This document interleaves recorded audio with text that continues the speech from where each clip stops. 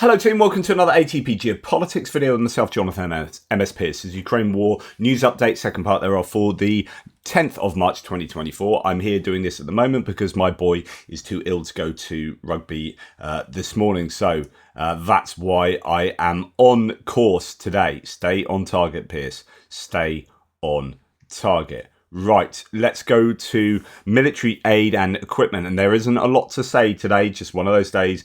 This video will be quick, you'll be pleased to know, because my previous week's worth of videos, I have done a lot of content, and it's been way too long. Biden has signed a bill to fund part of the US government for the rest of the fiscal year. Now, this is important because getting out the whole government shutdown issue, getting that out of the way allows them to then talk about, okay, what's going on with foreign aid, for example. On March the 22nd, Congress has to approve or is set to approve the second package of 6 bills to fund the entire year. After that, they will consider funding for Ukraine. We'll consider it, obviously, who knows what's going to happen, and there are all these different ideas about changing some of it to being loans and bipartisan reconfiguring of the deal, etc., etc. Right, Ukrainian Foreign Minister Kuleba is talking about Macron's idea of Western troops in Ukraine, and he says it will give Europe time. Quote, "This message from Macron is what everybody knows but is afraid to say. He's simply the first to speak openly about what I think is every reasonable person in Europe should understand. If Russia is not stopped in Ukraine, there will be war in Europe." And I think he's right. I think he's right to say that. The Minister of Foreign Affairs of Poland, Radoslaw Sikorski, said that some countries, which he is not going to name, have already sent their military personnel to Ukraine. So this is kind of outing some countries almost, but this is possibly dangerous, but actually it's just kind of what everyone knows anyway, which is there are foreign troops or foreign people doing military stuff inside Ukraine. A number of countries are doing it. Just to let you know, that's happening. So I think this is this case that there are a number of countries that are claiming they ain't going to do that. But actually, my hint here is they're probably already doing it. Unlike other politicians, I will not list these countries, the diplomat said. Interesting. Okay, moving already on to geopolitical stuff. There's just not much to say there. And in fact, not much in geopolitics either, other than this one big problem. Now, unaccustomed as I am to criticise organised religion, having written something like 12 books on atheistic atheology, as it's called. Right, I'm not criticising the Pope for being the Pope. I'm criticising the Pope for saying absolutely stupid things. Pope Francis urged Ukraine to, quote, raise the white flag and to negotiate with Russia. Experts argue the Vatican lacks understanding of Ukraine and has inadvertently reinforced Russian propaganda. They warn temporary peace would advantage Russia and exhaust Ukraine.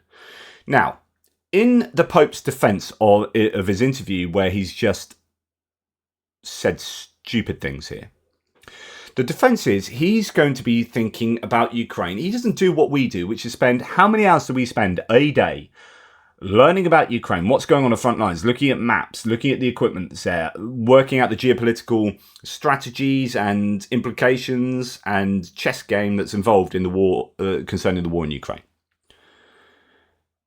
He's going to be looking at Ukraine as like, here's a war between, it's like a playground fight. It's literally how someone like the Pope, I think, is going to be. He'll be very busy working out what liturgy is going to be given on what day, and so on and so forth. He's going to be looking at this like a playground fight. Little Jimmy's having a fight with little Harry. Okay, guys, stop the fights. Right, guys, white flags need to go up. Let's all get together and talk about how that happened, and let's just stop the fighting. It's a kind of stop the fighting, rather than if you stop the fighting, then the person who started the fight, so little Jimmy and little Harry are fighting, right? But Harry's beaten up Jimmy, stolen Jimmy's lunch money, and nicked his pencil case, right? Teacher comes on and says, stop. Right, stop. White flag, stop. Okay. Right, that stopped. Good. You stopped fighting. Brilliant. Okay, now we can get on with the school day. Right, go on your separate ways, guys. Come on.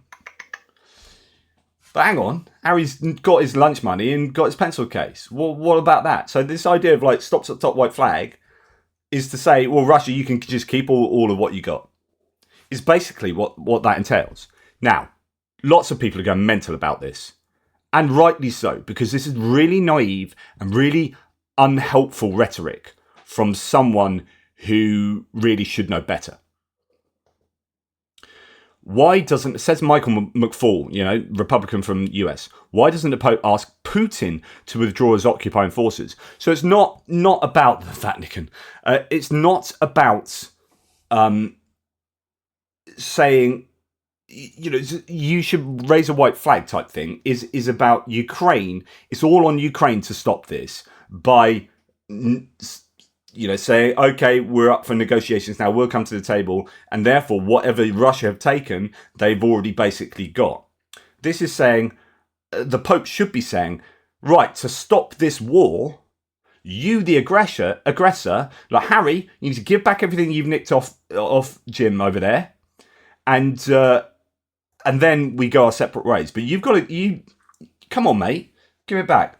Russia, you need to get out of Ukraine, and then we can sort out all the mess that's come about of you stealing territory and property and stuff off the Ukrainians. But he doesn't say that. He says, not cool things, right? So let's look at what Anton Gerashchenko says of this. To be honest, he says, this interview and the Pope's words were an unpleasant surprise. What is their meaning? One, Russia is stronger than Ukraine. The longer we resist, the more Ukrainians will die, and that's all that can be achieved in resisting Russia. Two, so in order to survive, you have to make a deal with the abuser. It's better than dying while resisting violence. Three, it doesn't matter how many Ukrainians would die after achieving an agreement with Russia. How many victims there are on the occupied territories doesn't matter either. Four, there is no condemning Russia and its actions in the interview. The requirements are stated only for Ukraine. The whole onus is put on Ukraine. I mean, it is. This is bad from the Pope. Like, if you're a Catholic, you might have to look away at the moment, or put your fingers in your ears, or listen in and go, yeah, Pope screwed this one up. And, get over the cognitive dissonance reduction mechanisms going on in your brain that will want you to react against me for having to go at the person that you hold up on a pedestal. Despite what you may think, he's a human, and humans err, right? Well, I know you think he's human, but like he's some kind of divine conduit. Well, actually, in this case, that divine conduit has messed it up. So to sum up, says Gerashchenko, people who are being killed are advised to give up. What exactly is the mission of the Holy See? In history, the times come occasionally when we see the unveiled faces of true evil, betrayal and true faces of valor, bravery, friendship, courage. Perhaps such a time has come now to all of us, the time for each person and institution to make a choice. And it seems like the Pope has made the wrong choice. Pope Francis has urged Ukraine to find courage and agree to negotiations. He told that to Swiss RSI TV and radio company in an interview that will come out on March the 20th, so it's not out yet. If Pope Francis lived in 1940, he would probably suggest Great Britain to surrender, lay down the arms in front of Germany and negotiate with Hitler. And that's the parallel.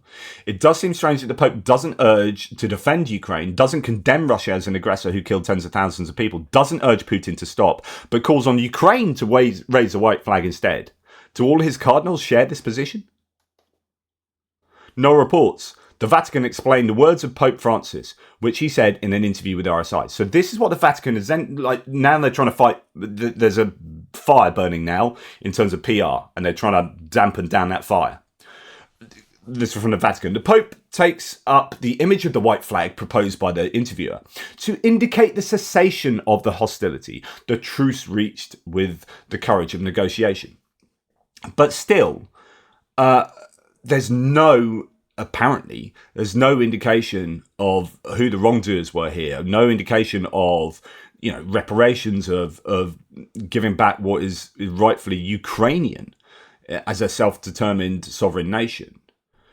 And the president of Latvia has come out and said of the Pope's statement, one must not capitulate to the face of evil. So my Sunday morning take, says the Latvian president, one must not capitulate in the face of evil. One must fight it and defeat it, so that the evil raises the white flag and capitulates. Evil capitulates to good.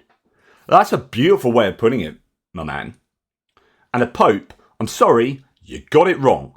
And it would be pretty cool of you if you came out and said, do you know what? I just need to refine what I said the other day. I need to qualify it a little bit. And by a little bit, I mean entirely.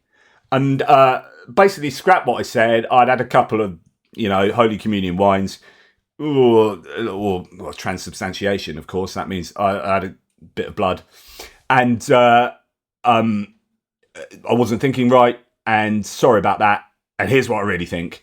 Or here's what I should think, at least. Here's what my advisors have told me to think.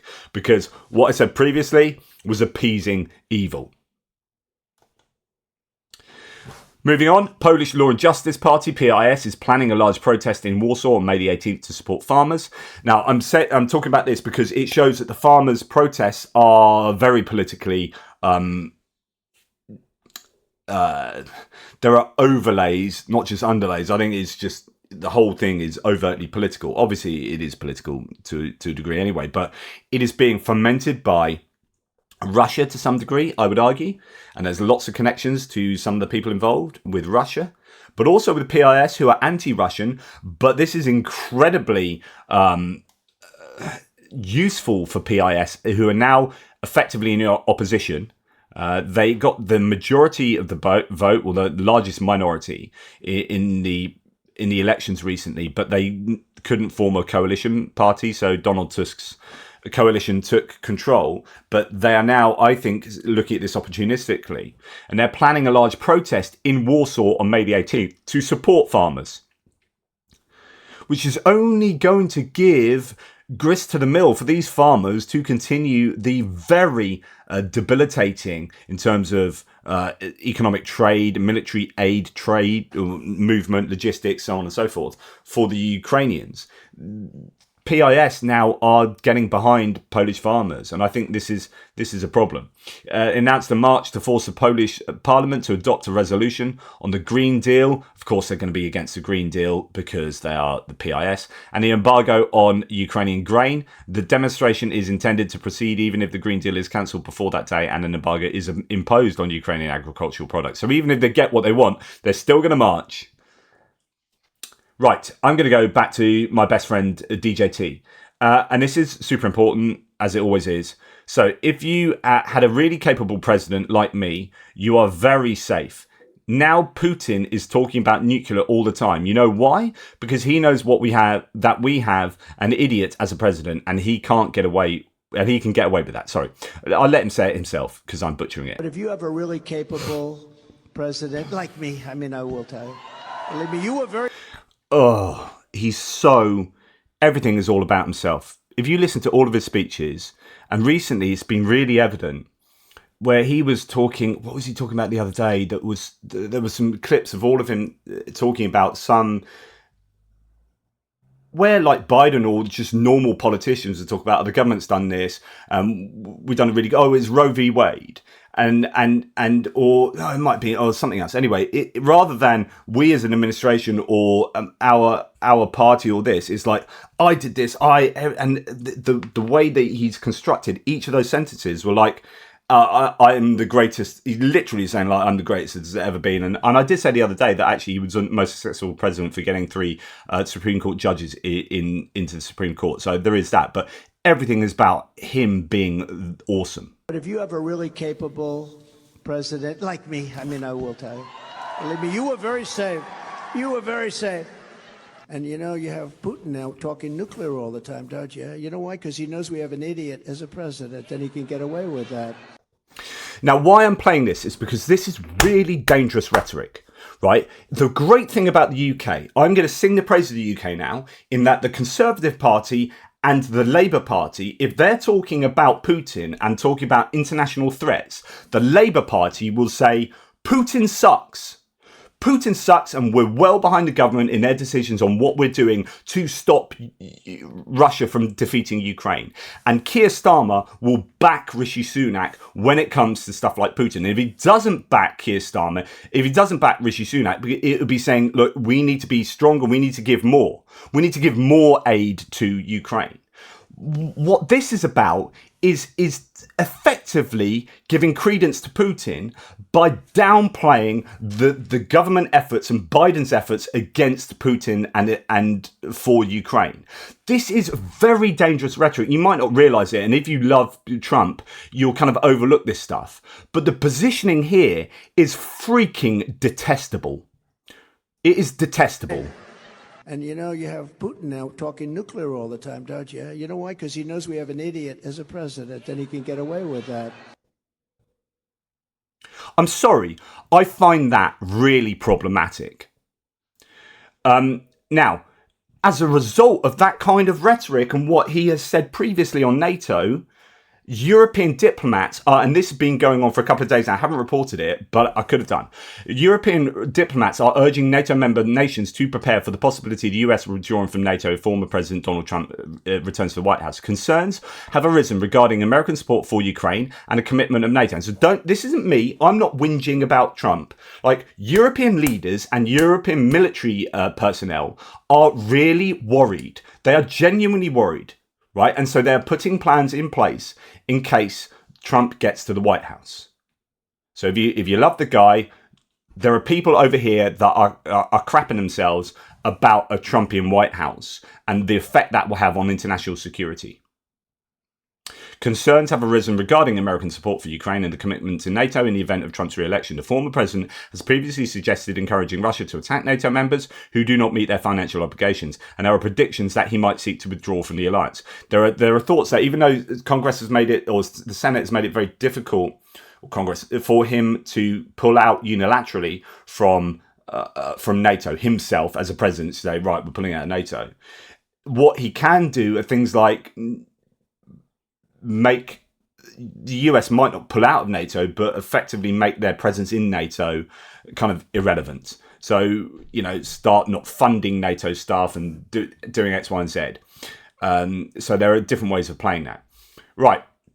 This is something, and I'm going to build on this a little bit. This is something that's often, people often misunderstand about early stage autocracy. The most immediate consequence of an autocrat reaching power isn't a police state and gulags, as per the popular imagination. That's more a long-term thing. The immediate consequence is corruption. So the autocrat, his family and his allies will pillage the coffers, first thing. All appointments will be via loyalty and family ties, nepotism. Oh, I wonder who's in charge of the Republican National Convention now. Oh, Trump's daughter-in-law. And all appointees will have self-enrichment. I wonder when Trump was in charge, who he got to... Oh, Jared Kushner was a Middle Eastern envoy, wasn't it? And, oh, Ivanka Trump was also involved in the politics. Oh, nepotism. Appointees will have self-enrichment as their primary goal. Political power and even foreign policy will be wielded to serve personal interests exclusively. The rule of law will be broken down, first and foremost, to shield the autocrat's camp from any consequences. What he's talking about is actually Hungary here. So Hungary, we have Viktor Orban was the person who Trump invited to Mar-a-Lago. It wasn't anyone else in the world. It was Viktor Orban. And what's interesting about Viktor Orban, so his economy is not doing very well at the moment. So it's interesting to say that if you are bringing someone over to say, look at, and he said very clearly, and I showed you yesterday, this is a wonderful leader. What a great leader, because what he says happens. That's basically why he's a great leader. Yeah, is he a great leader because of his what's his economy doing at the moment? Only American economy is absolutely on fire. It's the best in G20, best in G7. Right? What's Viktor Orban's economy doing? Oh, it's tanking. Okay, well, only you said he was a great leader. Okay, what else is happening in Hungary? It's the most corrupt country in the EU, according to a recent study. Okay, so this is the guy that you're holding up and saying he's the best leader and everyone respects him in Europe and the world. This is the guy who has the most corrupt nation in the EU and has a tanking economy.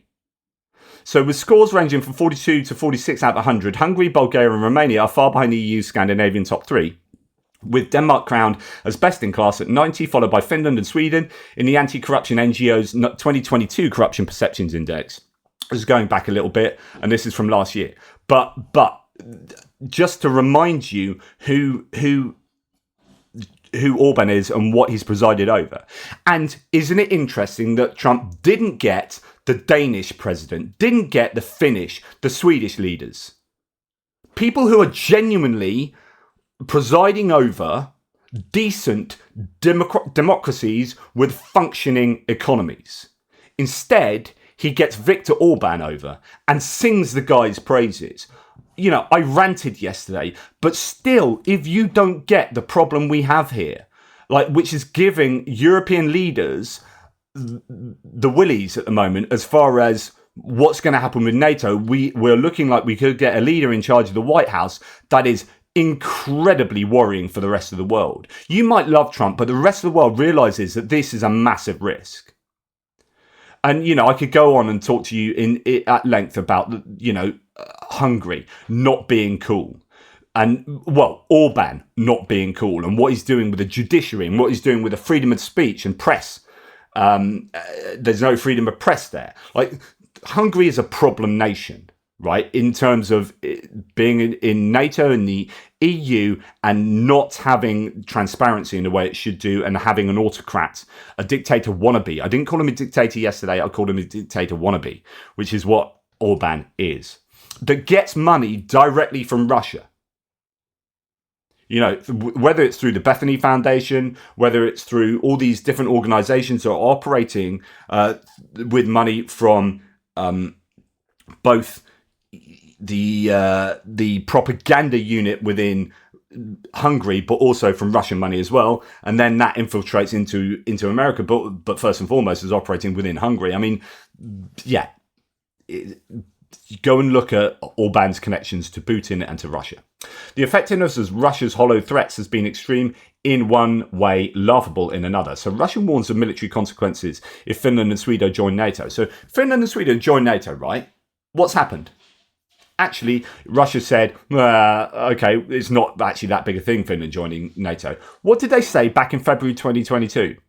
Russia warns of military consequences if Finland and Sweden join NATO. Kremlin intervenes with threatening rhetoric as two countries meet alliance leaders at emergency summit on Ukraine crisis. February 22, beginning of the war, they warn about Finland and Sweden joining NATO.